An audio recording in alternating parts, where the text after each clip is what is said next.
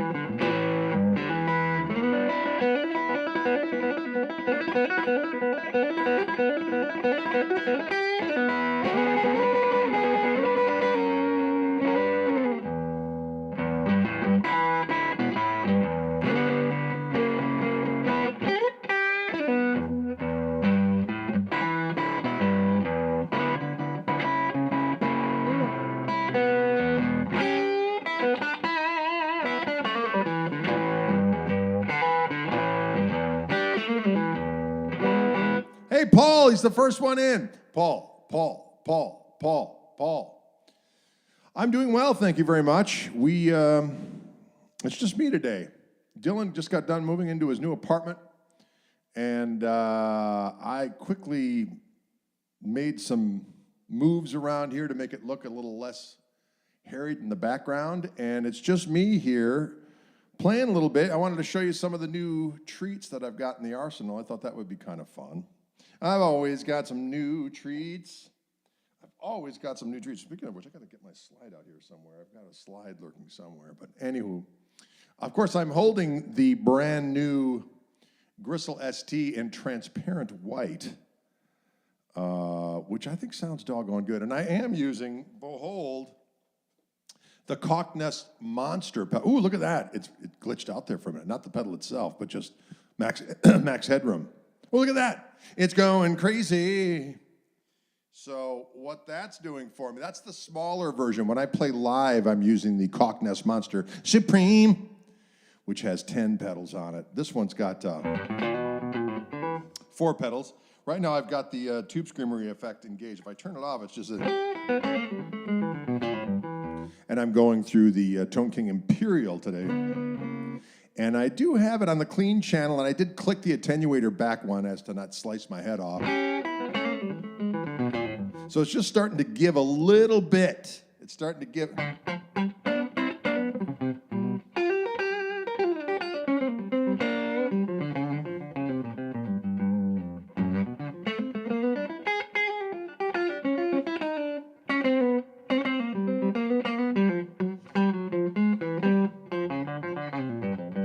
Now when I hit that first stage of our friendly neighborhood, Lucid Dreamer, it's a nice little sound.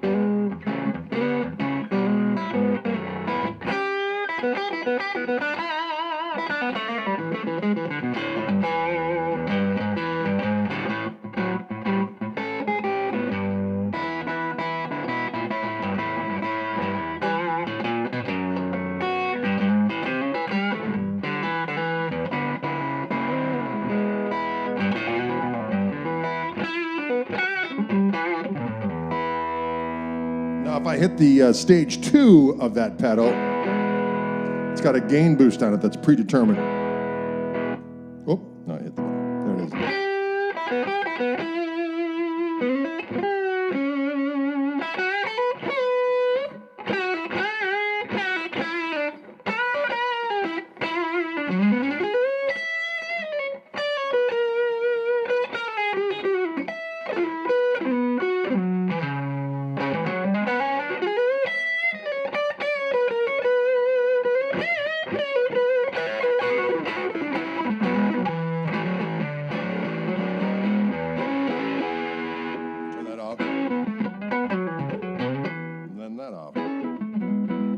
just the amp. It sounds pretty doggone good, huh? Let's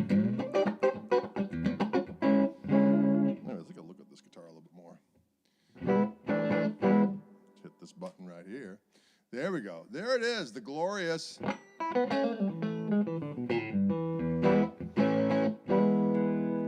guitar in all of its glory.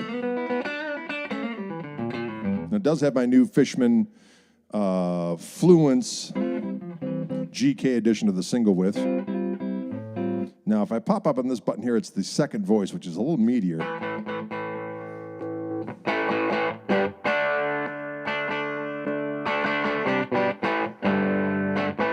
So that's particularly useful, especially if you got some heat on.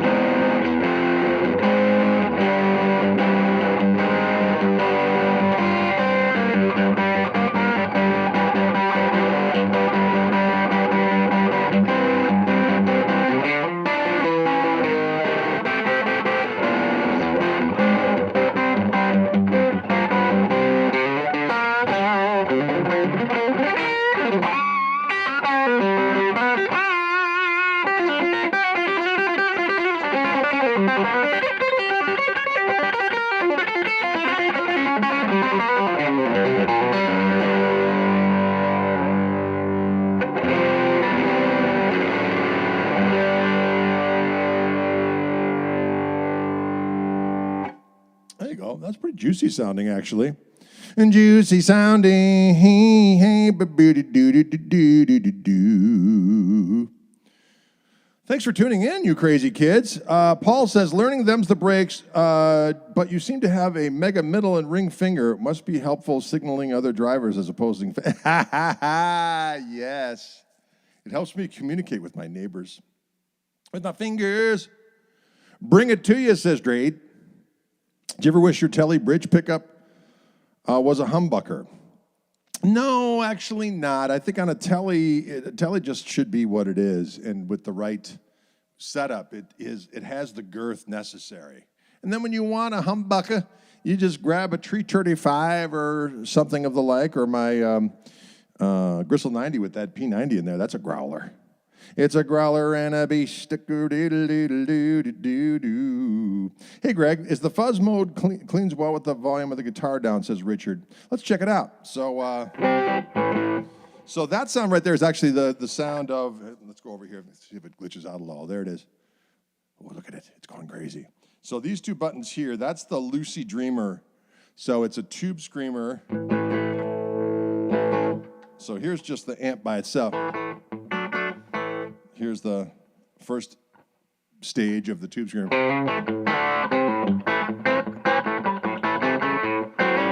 Folks, that's not your thing doing that. This camera's funky, so it kind of glitches out, so don't worry about it. If I hit that second gain stage, it's like this. And then from there, I'm going to push up on my guitar here. This button right here allows me that second voice, which has got a little more heat. That's a nice pasty little sound there.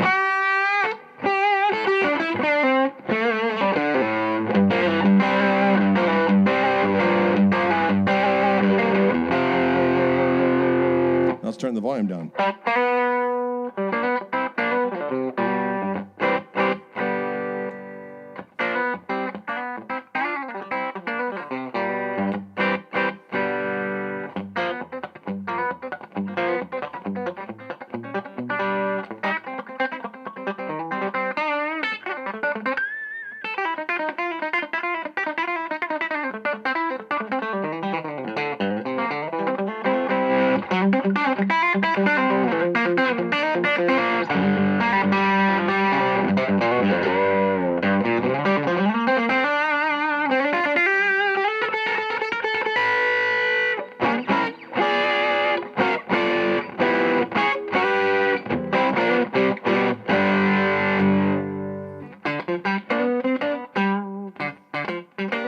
That's pretty cleanish.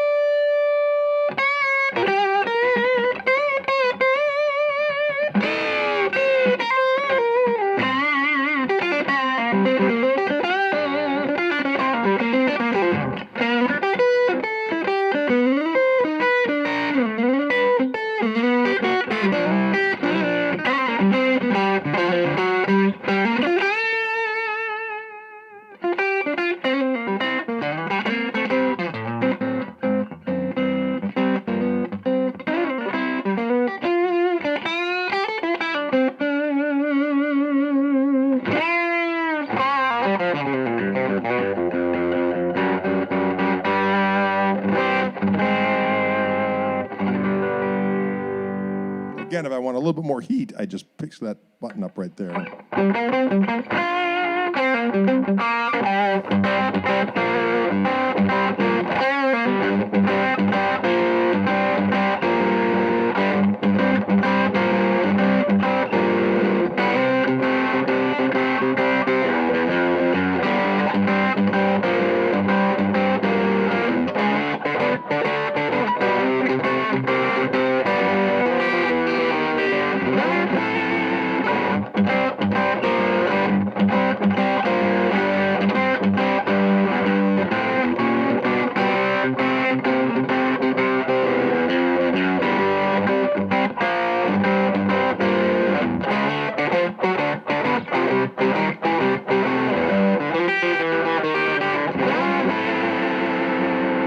little palm comes in handy. Of course, you can always just bend it. I love it when Billy Gibbons will do that, especially on that live version of Thunderbird.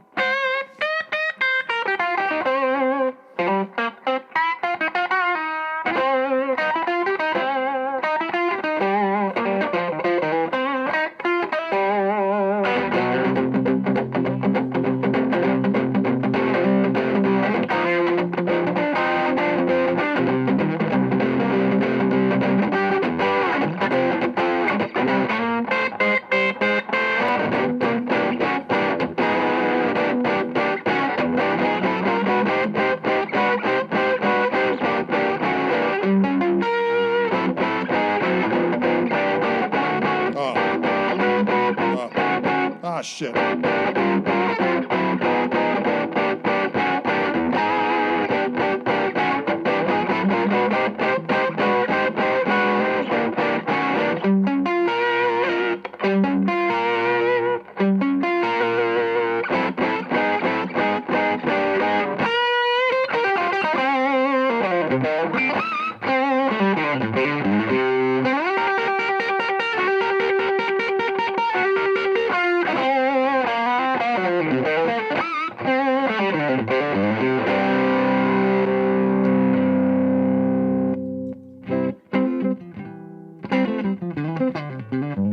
Anyway, so that's kind of how I like to set up my amp. Usually when I play gigs live, I play the amp that's right behind me, which is the Tone King Royalist.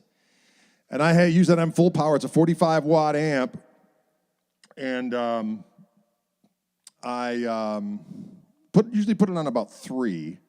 And then I use the Koch Monster Supreme. I use my Gristle King for clean boost and overdrive.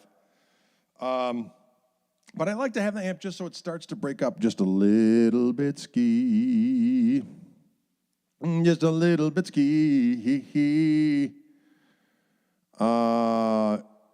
Edwin Wood says, Tush, funny you play it fancier than I do on the walk down. Yeah, I always got to mess things up a little bit. Got to have a little fun. Have you ever gotten to play with Billy Gibbons? No, as a matter of fact. I met him one time just in passing, but he's buddies with buddies of mine. I've just never had the opportunity to spend a little time with Lord Gibbons. Can you share your process or thinking for your version of 'Cause We've Ended as Lovers? 'Cause we've ended as lovers.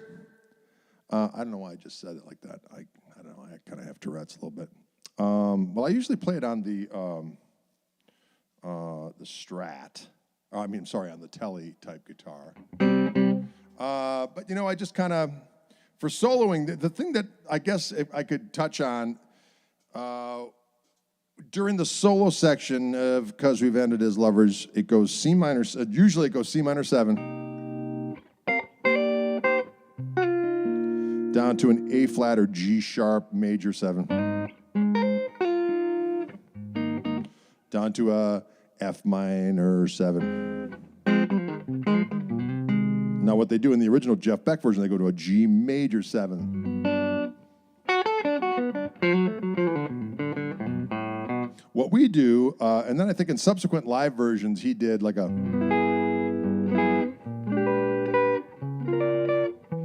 he'd do like a G13 with a flat 9. But what we do is we just do a G7 with a raised 5th, so it's an augmented 7 with a flat 9. So when I'm soloing,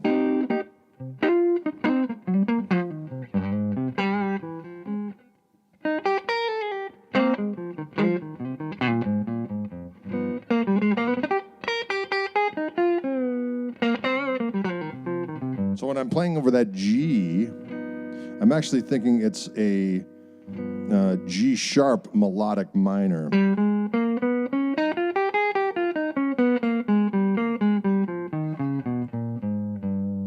Okay. But the root is actually G, so it would be like the 7th, the raised 7th.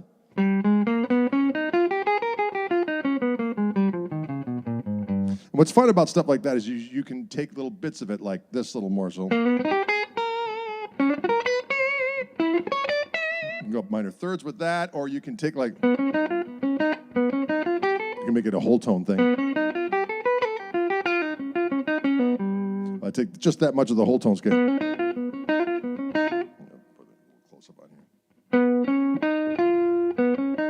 With that, I can go up and down major second.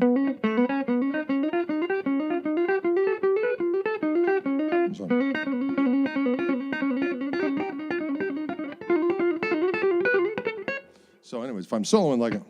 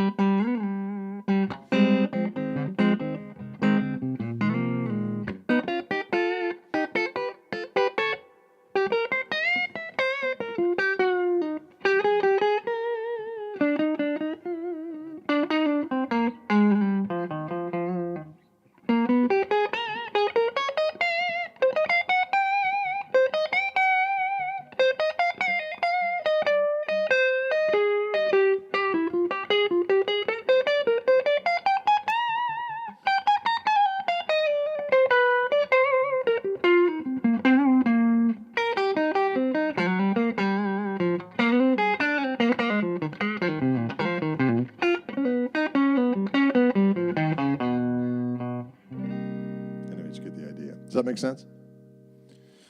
Does that make sense to you crazy kids? Mixing it up for the kids. Are you coming back on tour in Europe and France? Well, France isn't on the docket, unfortunately, for the fall. We've got some gigs that we'll be posting soon to our social medias. Not social medias. We're going to be in a bit of Deutschland, a bit of Austria. I think we're going to be in Belgium at that Spirit of 66 joint in Verviers, however you say it.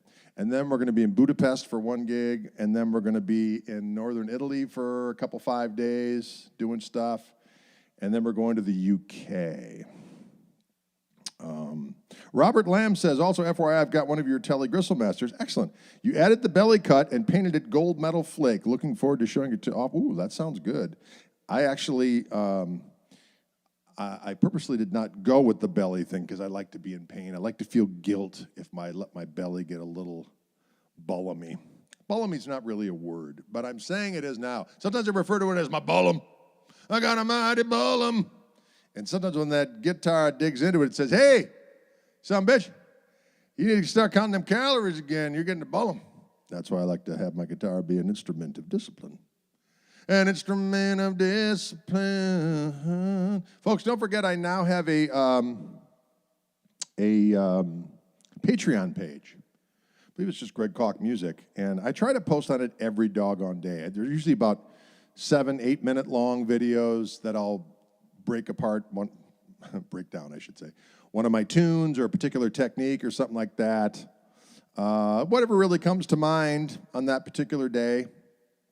And it's good, clean fun. So Patreon is a special place, and I only charge $3 a month. You can pay more if you want. We might do a staggered thing on down the line if I start adding some other content. But we thought, shit, if we get, sorry, pardon my language, that's inappropriate. But if, I got 100 and some odd followers on the various, on Instagram and 100 and some odd followers on Facebook, and we're working on our YouTube numbers. They're going up thanks to Dylan's posting of the short content. Short form content has become, is boosting our YouTube numbers, which is good, clean fun. Anywho, so we get a bunch of people on that Patreon. That'll be a nice little extra snippet for when I'm on the road or when I'm not on the road and I want to get a little bit of that sweet, sweet skrill, because I'm not getting any younger, folks. And we got to make sure that at some point I could lean back on reserves for a little bit. For now, it's full steam ahead, isn't it? But like everybody else, full steam ahead. Full steam ahead. Come on, y'all. Full steam ahead.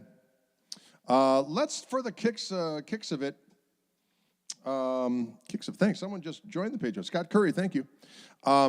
If I switch from this guitar, this is what's fascinating. So these pickups are my new Fishman single width pickups. Someone made a good point that I should bring out my other guitar with the regular single with. I'll do that some other time. I don't have it handy. But I do have a Fishman loaded pick guard in this Strat, and you can kind of hear the difference between the two guitars. So the wood of this guitar is Carina, and I'd like to say that Carina is a little warmer than, I kind of see it somewhere between ash and alder.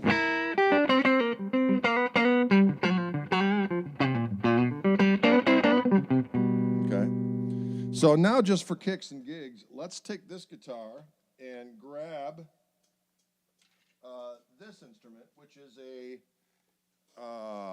fairly inexpensive guitar. It was, I love the 4-bolt kind of Hendrixy guitar. This is actually a Japanese-made, what Fender calls a JV 60s Strat, modified, I guess.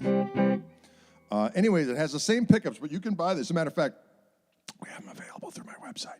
But you can buy a loaded pick guard. So all you need to do is pop it in with a couple. The soldering is very minimal. And when you buy it, it comes with a 9-volt option, or you can go to Fishman Land and get the back plate with a lithium-ion battery. But if you get them, just the loaded pick guard, it's a 9-volt option. Anyway, so let's just hear the difference between the two guitars.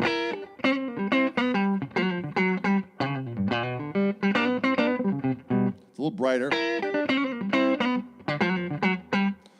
It's got a little more quack. Also, I should have mentioned before, well, first of all, the changing of the tones as far as the two voices is different. On my signature guitar, it's this one.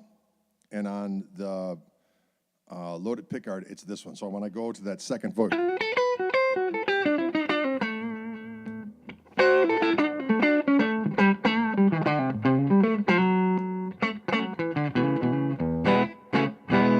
and also this bottom one, and on the other guitar, it's the middle one. It's a blend switch. So when I'm on this neck position and I put this on, it's both pickups.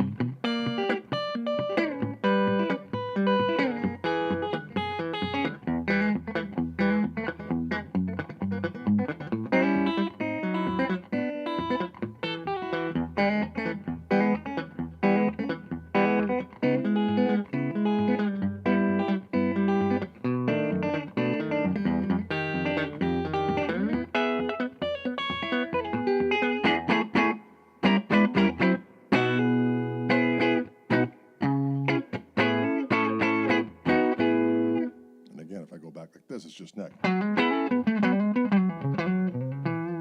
Now, if I'm in the middle positions and I add this, it's all 3 pickups. Okay. So let me go back to just the neck. Add a little bit of heat.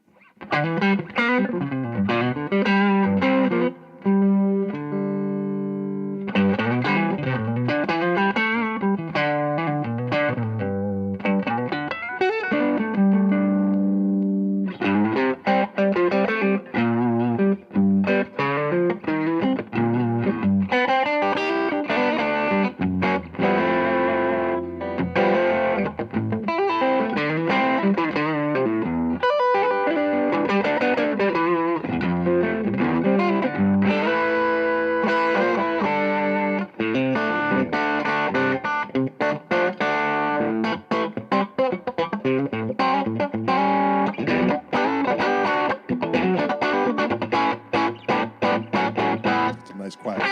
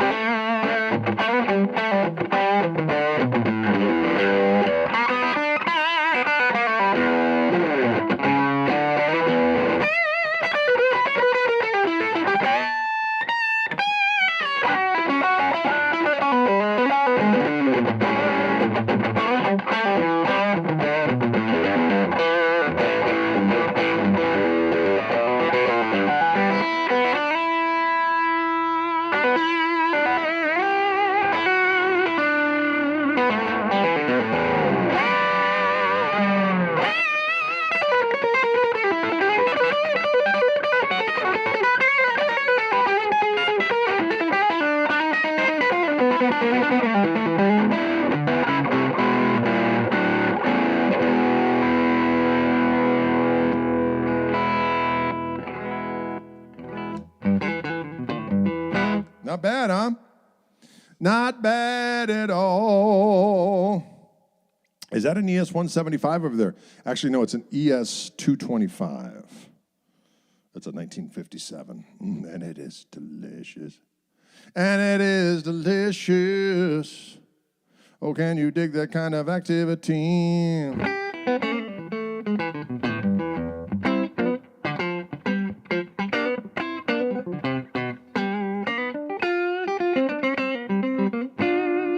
But you can see that this little inexpensive Strat becomes Stratzilla once you pop those pickups in there. And again, we've got a white pickguard and a black pickguard on my website that are currently for sale. I'm trying to get them to do some other fun ones. These are white, black, white as far as the binding of the pickguard. I'm trying to get them to do like a single ply and maybe some other ones like a mother of toilet seat and whatnot, because I think it would be kind of fun. But you can just buy the pickups as they are, and you just pop them in whatever pickguard you want. But I thought it would just be kind of fun to have different ones.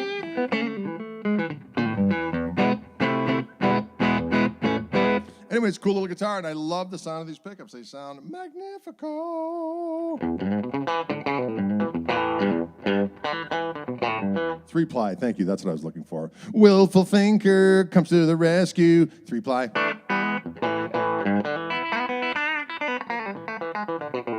Now, I do love the middle position on a Strat. It just has a delicious quiet.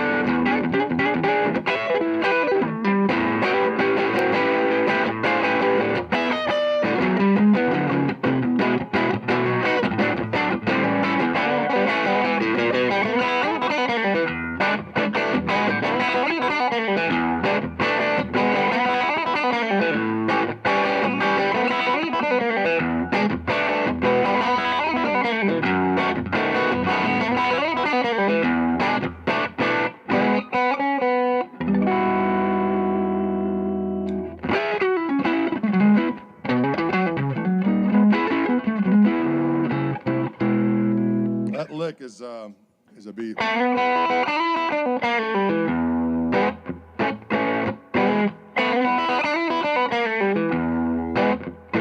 That's the way I play it.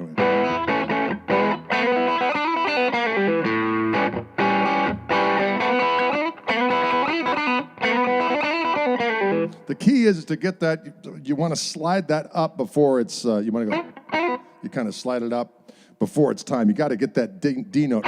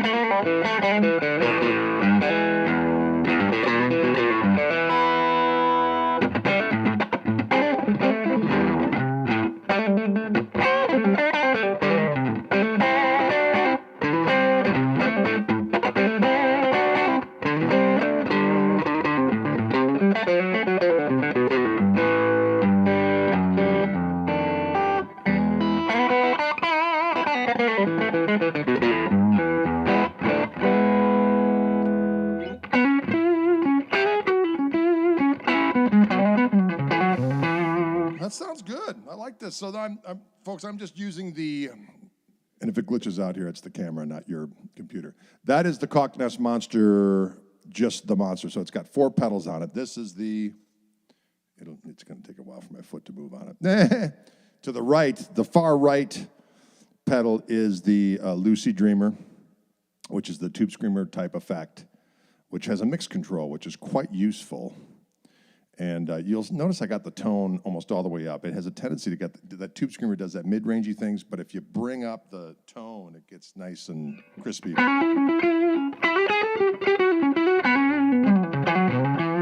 Okay. This is the fuzz, which sounds awesome. Malcolm asks a good question. Malcolm Barnett says, Greg, why is there no Fishman Dog Ear P90? We are working on it. I just talked to them about that and how I wanted it done, and they're working on it. So that's the report I got back, FYI.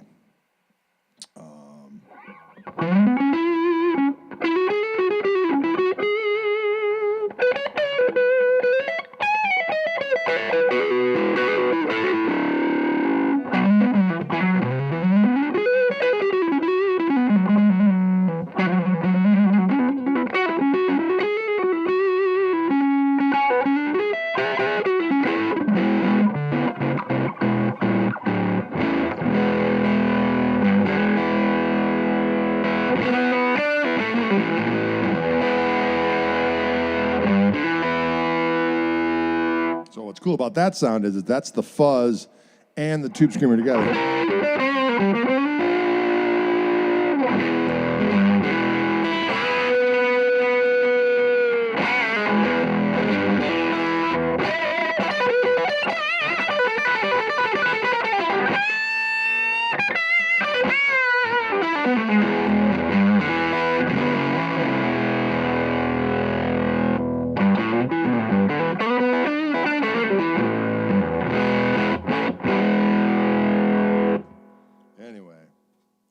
The idea. And then from there, right next to that is the Harmonious Monk pedal, which is this.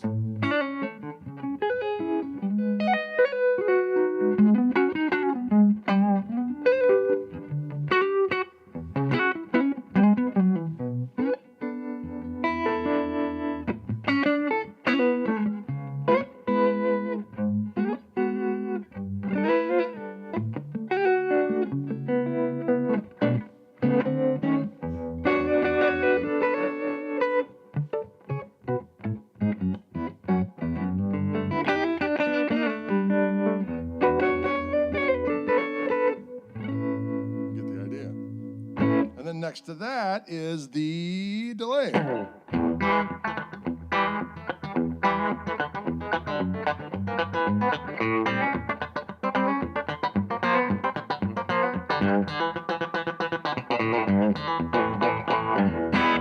Pretty cool.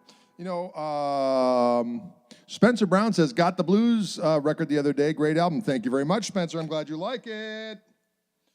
I am going to switch to the new, of course the strap has got to get caught. That's just the way we do. This is the new transparent white version of the Gristletime as well, which is better than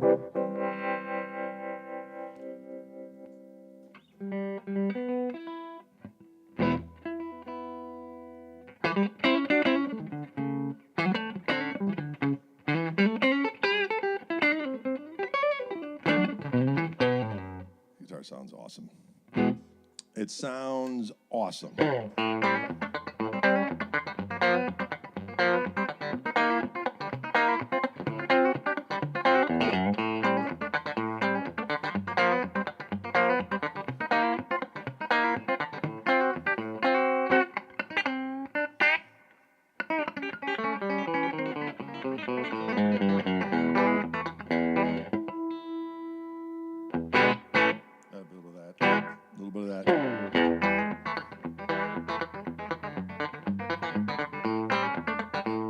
Now, if I press this button in right here, that's that second voice of the pickups to give it a little.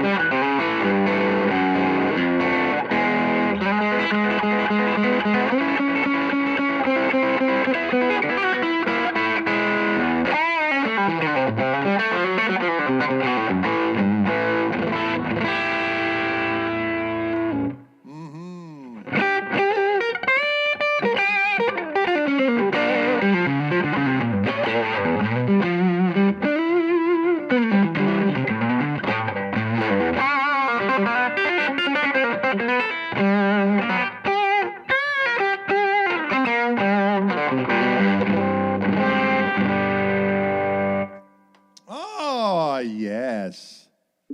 Thank you very much indeed.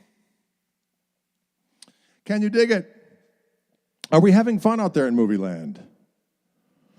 Are we having fun in movie land? That was just a little rando version of Black Dog as done by myself. Can you dig it? In my own inimitable way. Ba-doo-goo-da-doo-goo.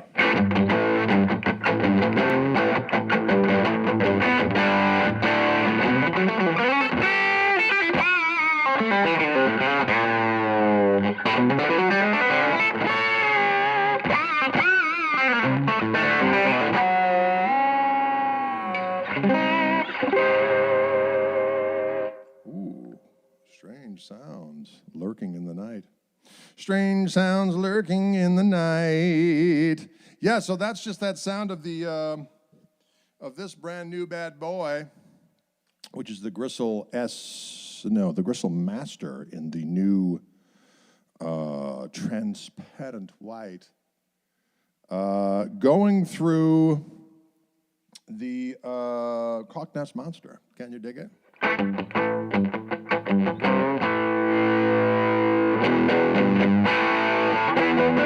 Someone asking earlier about not wanting to have, or wanting to maybe have a humbucker in the back of the Tele. I find that this on, I popped that second voice. It's got bite, but it's got meat.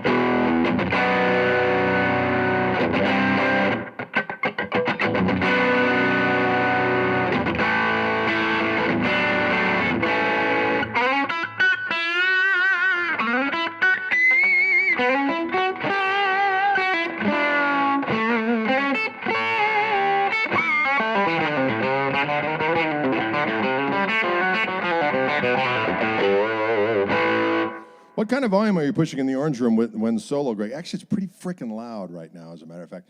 I've got the Tone King Imperial on about 3, but I also have the attenuator on clicked back 1, so it's mitigated the volume somewhat. But it's loud. I'm going to be paying for it later. I'm going to be paying for it later. Adam Bond said, glad to hear you're coming back to the UK. I crashed my bike and had stitches in my first and second finger on my left. Ooh, I haven't played guitar properly in nearly 3 weeks. Oh, I'm sorry to hear that, Adam. Speedy recovery, my good man. Speedy recovery. Patrick McManus in the house, ladies and gentlemen. Do I have tonight is a little bit of my left ear. I have a little bit of a shh. And when summertime comes, it's hard to tell when the cicadas have begun and when they have ended. Cicadas. Cicadas, ladies and gentlemen. They're friends. They're friends of the night. Just for kicks and... do I ever play the Koch amp anymore? I do. I played one on a session the other day, as a matter of fact. Because where I record a lot has one of my old amps in there. And so when I came in, I was like, oh, yeah, I'll use that. What picks I use these. I'm going to actually have some for sale soon at merch stand. Dunlap makes these orange ones for me. And they are Jazz 3. They're Prime Tone 3, 1.4 millimeter. And I like them. They're thick. They got a little bit of a grip on them, but not too much.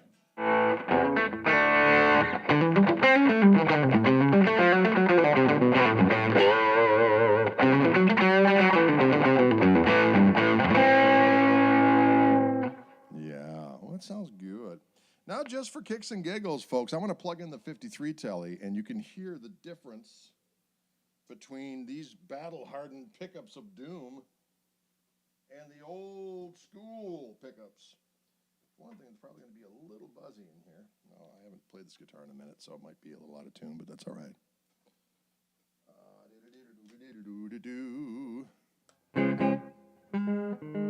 Of course, it's got to be in some kind of pan-Egyptian tuning. Not that there's anything wrong with it.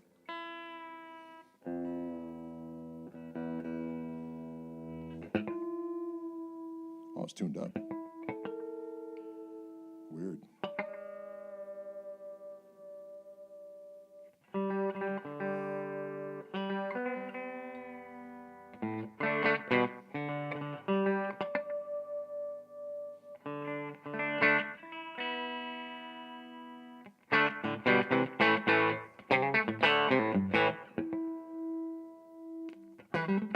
See how dark that neck pickup is? So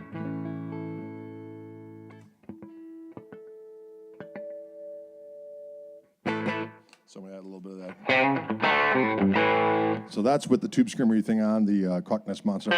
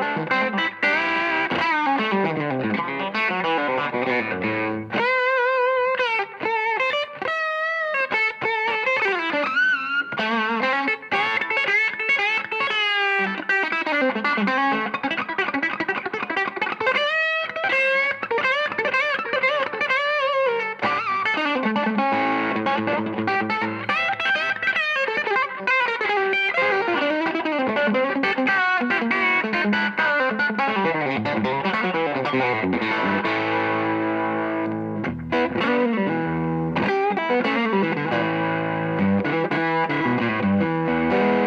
you can hear. I had to boost the signal a little bit, but man, it does sound good. Tom K asks, what are your thoughts on the 75th commemorative anniversary telly? I don't have one of those, but I remember they were nice. I really wanted to get the Broadcaster reissue.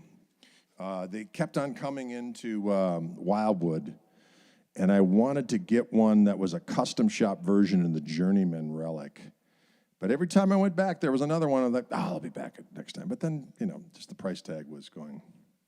It just kept me at bay because I knew I had this waiting for me at the homestead. Can you dig it?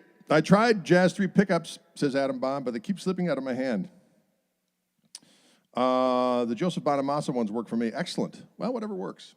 Whatever works is what you need. Did you ever play a Suhr guitar? Yes, Jason, I have played a few of them. They're very, very nice. When I'm at Wildwood doing some videos, they've had a few of them out there, and I've enjoyed those. And they're very, very nice. It's a very kind of, modern take on a Fender-style guitar. They're very, very nice. How many guitars do I own? Boy, that's a good question. I'm looking at a few right now. I don't rightly know. Somewhere north of 60, I believe, which is a little gluttonous, I must say. I'm thinking about thinning the herd a little bit. But we shall see. Have I ever played any G&Ls? Yeah, they make a fine guitar, Alan asks. Have I ever played a gig without a pick and just fingerstyle? Yeah, I've done that. I've done that where I've just said, hey, I'm going to just use my fingers and see what happens. Just missed you in St. Paul. My fault. You know what? We'll be back, John. Don't you worry. Have I ever tried a Lucky Dog? No, I have not. More than you can count is a good number. Yeah, that's true. Do I need a reverend? How do I get 1/10 of the guitar skills of you? Oh, Stephen, I don't know. It's a misspent youth. I just play a lot. I've played a lot for a long time. Ladies and gentlemen. Bringing it to you. Bring it to you says, what is your philosophy for hitting chord tones when you solo?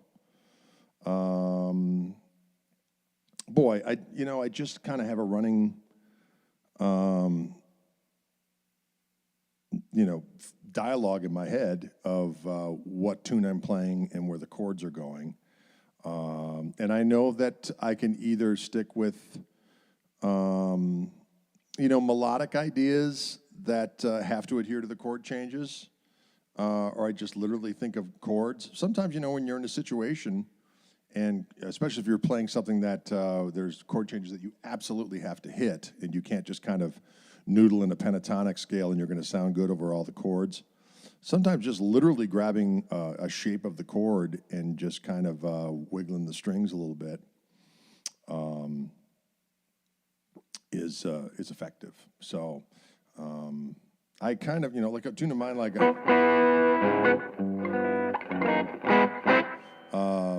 Welch is Great. That's a tune that has some changes that you can either follow along or not. C7 sharp 9, then tritone, G13, F13, E13, D, C sharp. Now I can.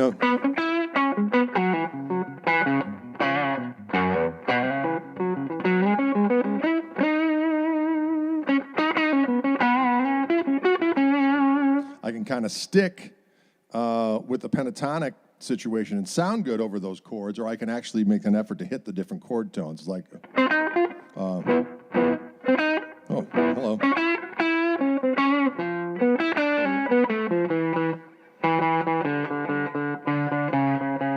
That's lame. Here we go.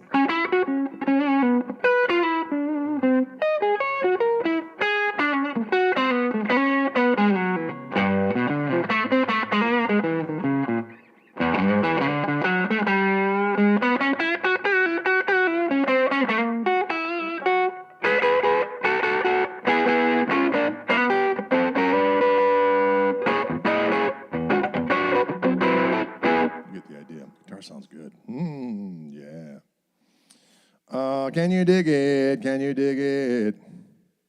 Do you have a recommendation of a tech who could help me install Fishman Fluence pickups in my Strat or old Japanese Tele?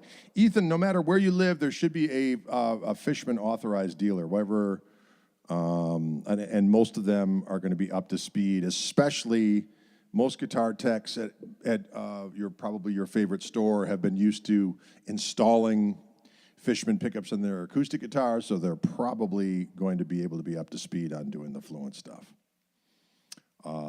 I don't put pickups in myself. I've never fired up as I like to say, I've never fired up a soldering iron in anger or in passivity. But from what I understand, they're very easy to install. There's very little to it. And I bet you our friend Ryan could verify that as well if he's still, but he probably can't say because now he's a Seymour Duncan's man. He's a Seymour Duncan's man. Ryan Fitzsimmons. He's a Seymour Duncan's man. There's nothing wrong with that. I used Seymour Duncan pickups on my guitars for a long time. Remember I had a Tele back in the day where I had a neck pickup. I had a Stag Mag humbucker that I could coil tap, an Alnico, reverse wound Alnico 5 pickup in the middle, and a Broadcaster pickup in the bridge with a 5-way toggle switch and a coil tap for that neck humbucker. And that was quite the versatile guitar back in the day. That would have been, it was funny, earlier in the stream, someone mentioned that, I was too young to have seen Stevie Ray Vaughan, and it just makes me feel ancient. That makes me feel ancient. I saw Stevie Ray Vaughan the first time in 1984. I graduated from high school that year. And, yeah, that's already a good number of years ago. Next thing you know, you'll turn around and you're 59. And you're going, where did the time go? And then you think back, oh, yeah, I've lived every one of those years. We're good. I'm getting my money's worth. Joshua Booth says, now they're just kind of plug and play. Yes, they are kind of those pickups, as a matter of fact. Patrick McManus says, he went to the dark side. Well, I don't know if he went to the dark side. Report Ryan. No, he just went for, when opportunity knocked, he said, who's there? Seymour Duncan, that is who. When opportunity knocks and he says, I'm Seymour Duncan, you say, all right. That's what he did. Yeah. Can you dig it? You're young. I graduated in 74. Yeah, well, you got me by 10 years. And but it's weird talking to young folks now when you start making references you think that are just like universal, and they're like, what are you talking about? You're going, oh, that's right. Time keeps on slipping into the future. Can you dig it? Oh my God, it's already 5 o'clock. Boy, time goes fast when you're having a good time. Any last questions out there, folks? While I can see the questions going down. Pete says, I'll be 40 next month. Well, good on you, Pete. Enjoy. The greatest thing about getting older is that your give a damn button starts to get very, very less engaged, which is so liberating. Things that used to bug you, you'll say, I don't care. Things that used to bug you, you'll say, I don't care. Music NASA Ace says, I recently bought a Fender Strat that has a hardtail Seymour Duncan sandblasted smoke with a chambered body. That sounds delicious. What is that green guitar back there? Which green guitar? Oh, that's my, this is another version of,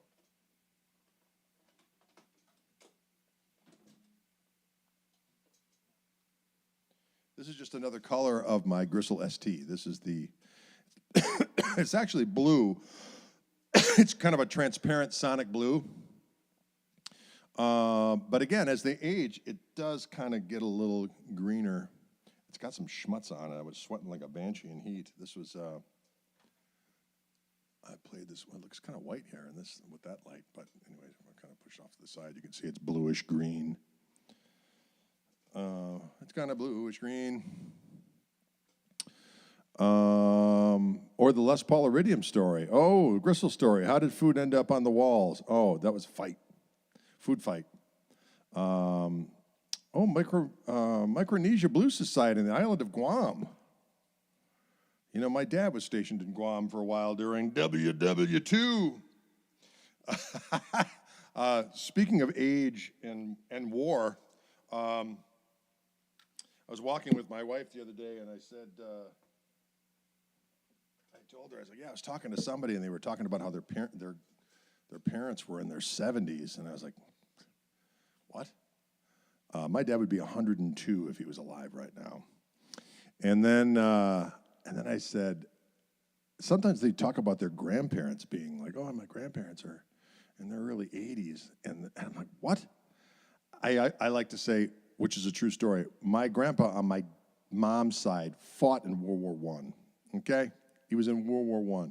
And my wife's like, so what, are you trying to make him feel bad about, I'm like, that's the ultimate flex to say, yeah, you think your grandparents are old. Mine fought in World War I. What? That's crazy. Am I right or am I right? That's a good flex. And he was in a trench, and guys got killed on either side of him. And then he got pegged in the head with a bullet, but we had his helmet on, and passed out, came to, and there was a big old in his helmet, but he prevailed. That's crazy. Banjo Players asks a very good question, and it is simply the following.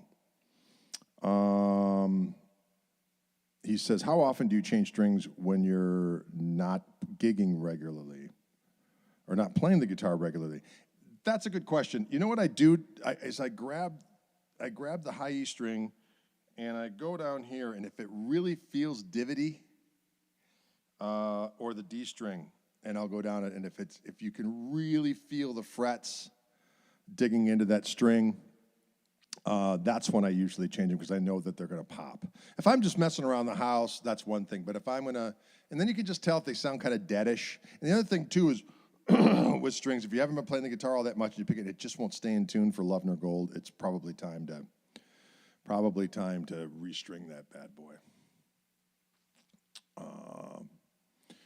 Which company makes the best, most protective guitar case? I've always wondered and loved the case Gibson provided for my 71 SG. Standard and squared off case. Boy, that's hard to say, because I use this vault thing right here, as you can kind of see behind. That's made by a company called Scott Dixon Flying Scout. You can actually get it done in a number of different formats. This fits 3 guitars in, and I can check it in regular luggage, and it's under 50 pounds with 3 solid body guitars in there. I got to be careful if, it's pretty close to 50 with all 3 guitars in. So what I usually do is I take the straps and I don't put them in there. And if I don't do that, it's like 48 pounds, whatever. Anywho, so I like to use that case when I'm traveling. If I was just going to have, like, if I started traveling with my 335 or my Heritage H535, which is a great guitar, by the way, I would get one of those Carlton cases. They're expensive. I think they're like $1,000. But they are, you can check them. And that's the thing. I'd never like to be in a situation where I used to always have, like, I've got some really good Fender Custom Shop gig bags, which are, I think the Reunion Blues bags is what the ones I use, and so they're supposed to be able to take a fall from 3 stories or whatever. So it's not like a Telecaster in that thing. If I had to, like, check it in carry-on luggage, sometimes they do that where you have to, we're going to put it on we're going to check it, and you'll get it when you do the carry-on check-in thing. I don't really worry about it. But if I had to check it, I would not be into that. So I just don't like that pressure, especially when you're on international flights.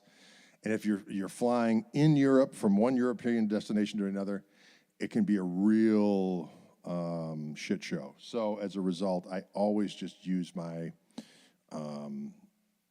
Scott Dixon case, and then I don't have to worry about it. The only problem is that sometimes they'll go in there, TSA will go in there, and they'll mess about, and they'll not put the guitar back properly with the locks in, so they might go flying around a little bit. So I've had minimal damage to guitars, but I've had some damage. But that being said, it's been way good. All right, folks. Well, thank you so much for tuning in. I'll try to do this again on Friday. I don't know if we're going to do band streams for a while here, just because everything is not set up, and Turner is busy, and Dylan's busy, and so on and so forth. So, but I kind of like these extemporaneous little sessions here. So we're going back on the road again. I'm doing Andy McKee's guitar camp, the Musicarium in Lawrence, Kansas. I believe that is the 18th of July. And then, no, I think that's the 17th of July. And then 2 days later, we're in New Glarus, Wisconsin, which is just outside of Madison, for a blues festival with my buddy the Jimmies, and Joanna Connor is on there, and I think Stephen Hall is on there. That's going to be a good one. Then we're off for a minute. Then I'm going to go out to Wildwood for a week at the end of the month. I haven't been out there in a couple months, do some videos. And then we are headed out on the road, Devin Allman's Blues Summit. So he's going on the road with his core band, plus the great Jimmy Hall, who sang on my record, Larry McRae, who also sang on my record, played on a record, and Sierra Green, who sat in with our band. She sounds magnificent. So the Koch Marshall Trio is going to be opening up for them on about 8 gigs in the first part of the tour between the 7th and the 17th of August, mostly out east, as I recall correctly. Although we're doing something down in Nashville as well. And then actually I'm playing another gig. I think the Nashville gig that we're doing with Devin Allman is on the 12th of August. And then on August 27th, I'm actually doing the Koch Marshall Trio is opening up for LA Guns. Tracy Guns and Company. So that's going to be a lot of fun. He texted me and said, hey, you want to open up for us in Nashville? I said, hell yeah. So we're going to do that. That's going to be fun. And that's at a place called the Basement East or the Basement West. It's some direction, but we'll be there. All right, folks, thank you so much for tuning in. Appreciate it. Again, if you would like more kind of specialized tutelage, I try to do it every day if I'm not traveling, my new Patreon. And for a simple donation of $3 or whatever you want to contribute, at least $3 though is what it is, to be a member. I put stuff on there every day, and suggestions are welcome. People have little suggestions. I try to get to those and put together a little, 8-minute tutorials of this, that, and the next thing. So come on down. If you could, I'd appreciate it. And if you're not a member of subscribing to this channel, please do so. That always helps as well. What do they say? Like, share, and subscribe, or something like that. And Patreon link. Thank you, Matty K. You're a gentleman and a scholar. It was great to see you down there in Charleston. We hope to come back there again soon. Can you dig it? Bobby Byhoff, what's going down, Daddy-O? I walked by Byhoff Music just the other day, the old Byhoff Music, where I took lessons. Are you still video lessons since the demise of Skype? I just don't have any time to do any lessons via Zoom with our travel schedule. That's why I'm kind of pivoting to more of this Patreon thing. It's a way for me to share some instructional stuff and to try to reach the most amount of people. If I get a few thousand people on there paying, $3 a month, then that's worth it for me, and I think worth it for everybody else. So if I get 10,000 people on there, well, if I get 20,000 people on there, Drade will maybe be picking and choosing when he leaves the house. But we shall see. All in good time. Thanks so much, folks. Thanks for tuning in. Hope you're all good. Bye-bye.